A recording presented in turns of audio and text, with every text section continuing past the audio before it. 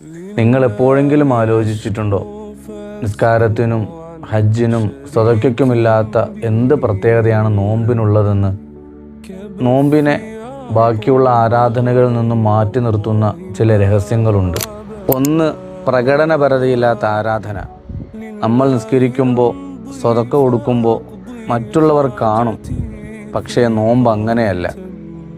അത് അള്ളാഹുവും ആ വ്യക്തിയും തമ്മിലുള്ള രഹസ്യ ഇടപാടാണ്. ഒരാൾക്ക് വേണമെങ്കിൽ മുറിക്കുള്ളിൽ പോയി ഭക്ഷണം കഴിക്കാം, പക്ഷേ പടച്ചവനെ ഭയന്നവൻ അത് ചെയ്യില്ല. ഈ ഒരു നിഷ്കളങ്കത കൊണ്ടാണ് നോമ്പിനെ അള്ളാഹു ഇത്രയധികം സ്നേഹിക്കുന്നത്.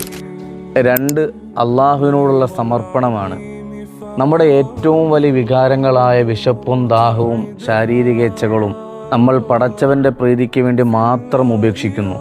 ഖുദ്സിയായ ഹദീസിൽ ഇന്നഹൂലി, ആ നോമ്പ് എനിക്കുള്ളതാണ് എന്ന് അള്ളാഹു പറയാനുള്ള കാരണവും ഈ സമ്പൂർണ്ണ സമർപ്പണമാണ്. മൂന്ന്, അളവറ്റ പ്രതിഫലമുണ്ട്. മറ്റെല്ലാ സൽക്കർമ്മങ്ങൾക്കും 10 ഇരട്ടി മുതൽ 700 ഇരട്ടി വരെ പ്രതിഫലം അള്ളാഹു വാഗ്ദാനം ചെയ്യുന്നുണ്ട്. എന്നാൽ നോമ്പിനെക്കുറിച്ച് അള്ളാഹു പറഞ്ഞത് അന അജ്സി ബിഹി, ഞാനാണ് അതിന് പ്രതിഫലം നൽകുന്നത് എന്നാണ്.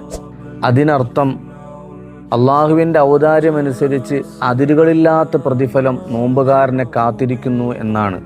അതുകൊണ്ട് റമളാനിൻ്റെ ഓരോ നിമിഷവും അള്ളാഹു കാണുന്നുണ്ടെന്ന ബോധ്യത്തിൽ നോമ്പ് അനുഷ്ഠിക്കാൻ അള്ളാഹു നമുക്ക് തൗഫീക്ക് നൽകട്ടെ.